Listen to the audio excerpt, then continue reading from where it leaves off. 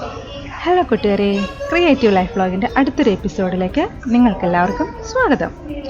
ഇന്ന് നമ്മൾ നിൽക്കുന്നത് എവിടെയാണെന്ന് നിങ്ങൾക്കറിയാമോ?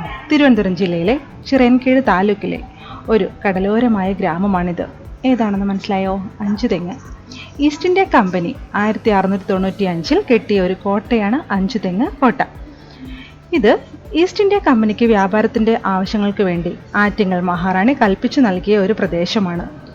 ആറ്റിങ്ങൽ റാണി ബ്രിട്ടീഷ് ഈസ്റ്റ് ഇന്ത്യ കമ്പനിക്ക് അഞ്ചുതെങ്ങിൽ ഒരു ഫാക്ടറി പണിയാനായി 1684 അനുവാദം നൽകുകയും 1690 ഇവിടെ ഒരു കോടതി പണിയാനുള്ള അനുവാദം ലഭിക്കുകയും ചെയ്തു. ചതുരാകൃതിയിലാണ് അഞ്ചുതെങ്ങ് കോട്ടയുടെ നിർമ്മാണം കൊടുത്തിരിക്കുന്നത്. ശിലാഫലകങ്ങളോട് കൂടിയ ധാരാളം കല്ലറകളും കോട്ടയോട് ചേർന്നുണ്ടായിരുന്നു. അവയിൽ ഏറ്റവും പഴയത് എന്ന് പറയുന്നത് 1704 നിർമ്മിച്ചതാണ്. ഒരു ഫലകത്തിൽ ഇങ്ങനെ രേഖപ്പെടുത്തുകയും ചെയ്തിരിക്കുന്നു: അഞ്ചുതെങ്ങിലെ കമാൻഡറായ ജോൺ ബാബറിൻ്റെ പത്നി ഡി ബ്ലോക്ക് ഇവിടെ അന്ത്യവിശ്രമം കൊള്ളുന്നു.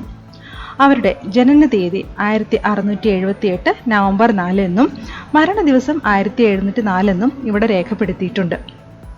കേരളത്തിൽ ആദ്യമായി ബ്രിട്ടീഷുകാർക്കെതിരെ ഒരു സംഘടിത കലാപം ഉണ്ടായത് ഈ കോട്ട കേന്ദ്രീകരിച്ച് തന്നെയായിരുന്നു. 1721 രാജ്ഞിയെ കാണാൻ പോയ ഒരു സംഘം ബ്രിട്ടീഷുകാരെ നാട്ടുപ്രമാണിയുടെ നേതൃത്വത്തിൽ ഒരു സംഘം ആക്രമിച്ച് കൊലപ്പെടുത്തുകയും ചെയ്തു. തുടർന്ന് 6 മാസത്തോളം കോട്ട ഉപരോധിക്കുകയും ചെയ്തു. തലശ്ശേരിയിൽ നിന്ന് കൂടുതൽ സേന എത്തിയാണ് കലാപം അടിച്ചമർത്തപ്പെട്ടിരുന്നത്. വേലുത്തമ്പി ദളവയുടെ കാലത്ത് ബ്രിട്ടീഷുകാർക്കെതിരെ നടന്ന കലാപത്തിലും കലാപകാരികൾ ഈ കോട്ട ഉപരോധിച്ചിരുന്നു. 1810 ബ്രിട്ടീഷ് റെസിഡന്റിൻ്റെ ആയിരുന്നു ഈ കോട്ട തിരിച്ചു പിടിക്കുകയും ചെയ്തത്. 1813 കോട്ടയുടെ പ്രവർത്തനങ്ങൾ അവസാനിപ്പിക്കുകയും ചെയ്തു. തുടർന്ന് കോട്ടയും പ്രദേശവും തിരുവിതാംകൂർ രാജ്യത്തോട് ചേർത്തപ്പെടുകയും ചെയ്തു. 1921 മുതലാണ് പുരാവസ്തു വകുപ്പിൻ്റെ മേൽനോട്ടത്തിൽ ഈ കോട്ട ഉൾപ്പെടുത്തിയിരിക്കുന്നത്. ഇംഗ്ലണ്ടിൽ നിന്നെത്തുന്ന കപ്പലുകൾക്ക് സിഗ്നൽ നൽകുവാനാണ് ഈ കോട്ട ഉപയോഗിച്ചിരുന്നത്. ഈസ്റ്റ് ഇന്ത്യ കമ്പനിക്ക് മലബാർ തീരത്ത് ലഭിച്ച ആദ്യത്തെ സ്ഥിരം ഒരു താവളം തന്നെയായിരുന്നു ഇത്.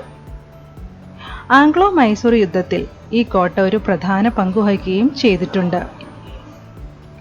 എന്നാൽ ഇന്നത്തെ സ്ഥിതി എന്താണ്?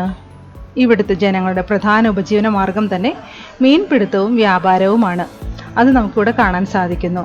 ഇപ്പോൾ ഈ കോട്ട ഉപേക്ഷിക്കപ്പെട്ട നിലയിലാണ് കിടക്കുന്നത്.